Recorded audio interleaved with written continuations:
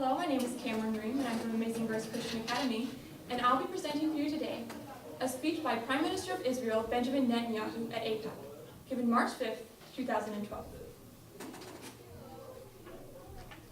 Last May, when I addressed the Congress, you stood up to applaud the state of Israel. Now I ask the 13,000 friends of Israel here to stand up and applaud you, the representatives of the American people. Democrats and Republicans alike, we applaud your unwavering commitment to Israel. I want to recognize Yossi Peled, who's here tonight. Yossi was born in Belgium. His parents hid him with a Christian family during World War II. His father, and many other members of his family, were murdered at Auschwitz. His mother survived the Holocaust and returned to reclaim Yossi and brought him to Israel. He became one of Israel's bravest and greatest generals, and today, Yossi serves as a minister in my government. Yossi's life is the story of the Jewish people, the story of a powerless and stateless people who became a strong and proud nation able to defend itself. And ladies and gentlemen, Israel must always reserve the right to defend itself. I want to talk to you about a subject that no one's been talking about recently, Iran. Every day I open the papers and read about these red lines and these timelines. I read about what Israel has decided to do or what Israel might do. Well, I'm not going to talk to you about what Israel will do or will not do. I never talk about that. But I do want to talk to you about the dangers of a nuclear-armed Iran. I want to explain why Iran must never be allowed to develop nuclear weapons. President Obama has reiterated his commitment to prevent this from happening. He stated clearly that all options remain on the table, and that American policy is not containment. Well, Israel has the same policy. We're determined to prevent Iran from developing nuclear weapons. We leave all options on the table, and containment is definitely not an option. The Jewish state cannot allow those seeking our destruction to possess the means to achieve that goal. A nuclear-armed Iran must be stopped. Amazingly, some people refuse to acknowledge that Iran's goal is to develop nuclear weapons. You see, Iran claims it's enriching uranium to develop medical research. Yeah, right. A country that builds underground nuclear facilities, develops intercontinental ballistic missiles, manufactures thousands of centrifuges, and absorbs crippling sanctions is doing all that in order to advance medical research.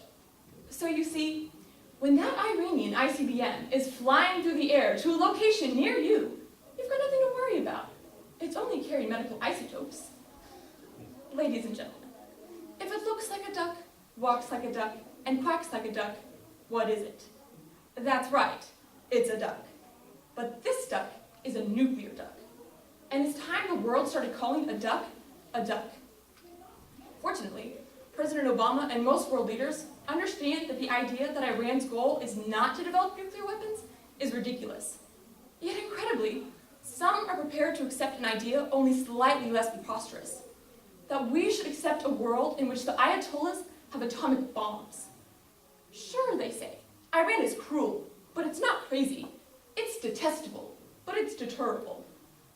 Responsible leaders should not bet the security of their countries on the belief that the world's most dangerous regime won't use the world's most dangerous weapons.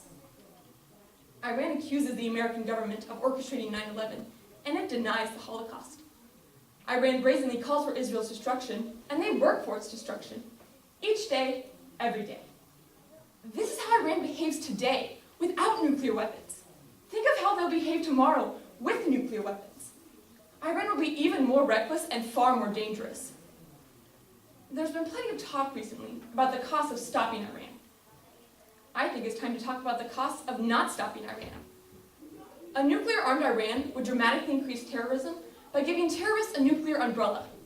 That means that Iran's terror proxies would be emboldened to attack America, Israel, and others, because they'll be backed by a power with atomic weapons. If Iran gets nuclear weapons, this would set off a mad dash by Saudi Arabia, Turkey, Egypt, and others to acquire nuclear weapons of their own. The world's most volatile region would become a nuclear tinderbox waiting to go off. And the worst nightmare of all, Iran could threaten all of us with nuclear terrorism. It could put a nuclear device in a ship heading to any port or in a truck parked in any city. Think about what it would mean to have nuclear weapons in the hands of radicals who lead millions slogans and chants of death to America and death to Israel. For the sake of our prosperity, for the sake of our security, for the sake of our children, Iran must not be allowed to get nuclear weapons.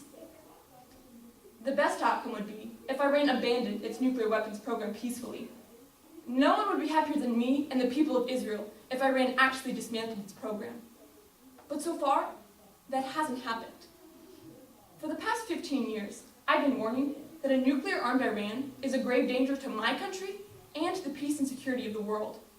For the past decade, the international community has tried diplomacy. It hasn't worked.